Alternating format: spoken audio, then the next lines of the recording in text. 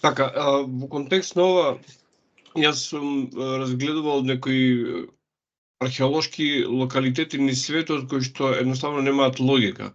Можеби пирамидите се најпознати од нив, но еве ако се земе храмот Балбек во Ливан, врз кој што, односно на огромна камена платформа врз кој што е изграден најголемиот римски храм на Јупитер, а сепак храмот кој што римјаните го изградиле делува неверојатно мало и опфаќа само еден агол од таа платформа. Друг таков локалитет е во Турција, Гобекли Тепе.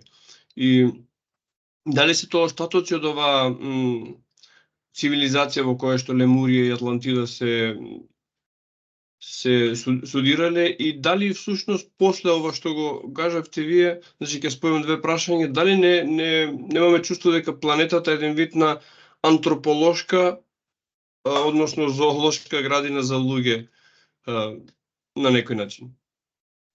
Да, ве разбирам. Вака, Владко, значи, што се однесува до Балбек, оно што е фасцинантно е гледаме огромни камења кои што тежат преку 100 тона. Значи, исечени, праволинijski, буквално, значи, спремни, подигнати во таа структура која што вие нарекувате, нели, римски темпол или римски храм. Меѓутоа јасно е дека тоа све е минимално дигнато врз нешто што е многу постаро и што било огромно. Значи, само колку за компарација, значи, ние за да дигнеме барем половина од таа тежина, од тие 110-115 тона, значи ни треба 10 до 12 крана кои што работат у паралела, да инженерите можат автоматски да го померат од една локација и да го спуштат 10 до 15 метра на друга ваква локација. Значи, само да се мрдне 10-15 метра ни треба 10 до 12 модерни крана со максимален капацитет на дигање. Очигледно се работи за древна цивилизација која што имала способност, значи, да манипулира со материјата, значи да предизвикува вакво, кажи го, антигравитација, дали преку звук, дали преку вибрација и така натаму или други технологии, што е еден аспект, а друг аспект исто, значи ако видиме во самата земја каде што Балбек е изграден, значи оно што навистина е запишано во записите, постои дека на тоа подрачје постоеле хуманоидни суштества кои биле прави чинови. Значи многу поголеми во величина него што се нормалните луѓе денеска или модерните, можда подобро да се изразиме поадекватно. Значи кои што исто имале вакво голема моќ да ги мрдаат тие камења. Сега, од оно што е јасно видливо, кога еднаш ќе ги тргнеме сите тие предрасуди, значи збориме за напредна технологија која што може да едноставно да подигне 110, 115, 120 тона, да ја исправи праволинijski, значи да ја стави, да ја зазида, да не може нешто се вика лист хартија да помине помеѓу. Значи, автоматски екстремно напредно знаење во архитектура, значи во математика, во геометрија и така натаму.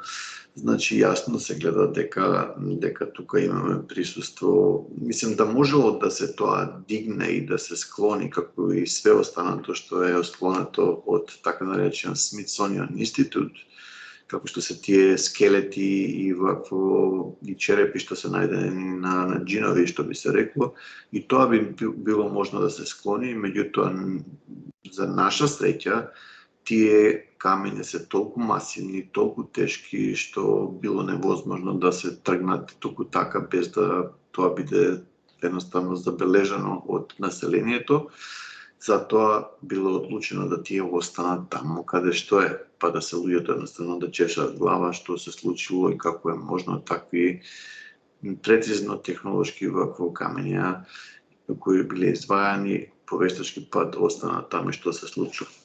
Што се однесува до Гобекли Тепе, значи Gobekli Tepe е јасен показател, значи по она што они можат, значи не можат, него што ни пропагираат, значи старе негде околу 12.000 години.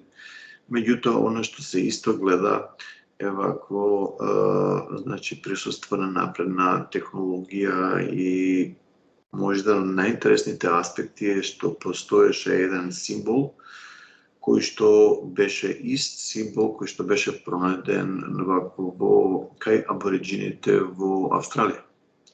Се поставува прашање, ако Гобекли Тепе е во Турција, абориджините се во Австралија, како пред 12.000 години они можеле да се вакво да се спојат, вклучувајќи колку е таа голема далечина, нели? Вакво и како и едните и другите ги имаат слични символи. Што значи многу повеќе треба да бидеме отворени дека древните цивилизации не биле примитивни, него екстремно напредни, дека имале летачка технологија и едноставно се она што ние денеска го имаме и каде што нашата технолошка цивилизација се развива, и веќе го поседувале во тоа древно време.